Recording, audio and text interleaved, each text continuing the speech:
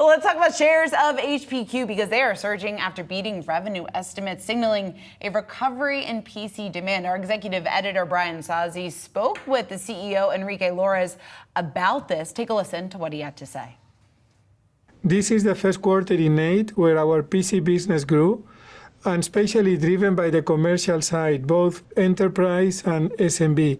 So we are pleased with the progress that we have seen in PCs, and we think that this is going to continue now for the second half of the year. All right, for more on these results, Yahoo Finance's Dan Howley joining us now. And Dan, when you take a look at these results, the PC demand recovery really seems to be boosting sales at this point in the story.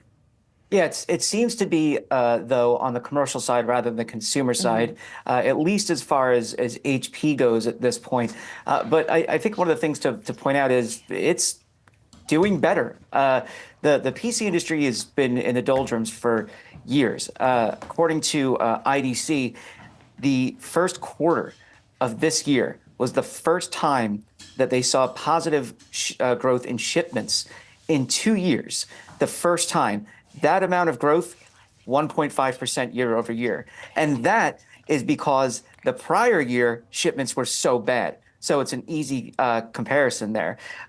So just to show you where the PC market was. Now, does that mean people don't want to use PCs as much? Well, it's kind of complicated. So a lot of people do use their smartphones. You still need a PC for work, and a lot of people still prefer it to do, the heavy lifting when it comes to work. I can type out an article on the train on my phone, but I'd much rather be doing it on my laptop while being able to do some research at the same time. The big problem was when COVID kicked off, everybody started buying PCs because they were working from home. Maybe they didn't have one that they could bring home. Maybe they had a sluggish one that was there that they wanted to just get rid of and get a nice new one since they were going to be using it for a while. So everybody went out and purchased those, and now we're hitting that 4-year mark, and people are starting to get into their upgrade cycle. So for a while, nobody really needed computers because they all kind of upgraded at the same time. Now that's starting to come around. It's also the end of Windows 10, Microsoft really pushing Windows 11.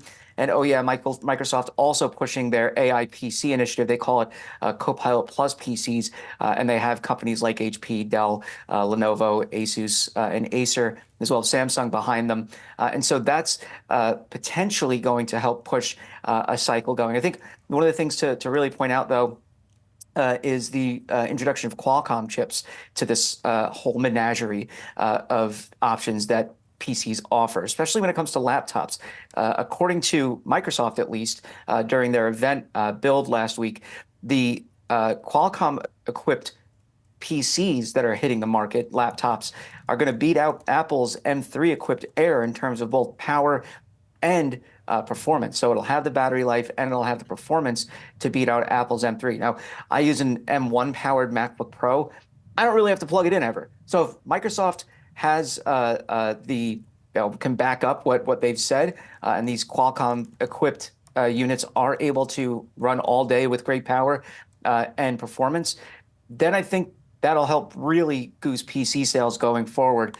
I don't think it's going to take a chunk out of Apple. People, it's an ecosystem thing at this point. But when it comes to actual PC sales, I think that could give them a real boost. All right, Dan Howley, thanks so much for breaking that down for us here.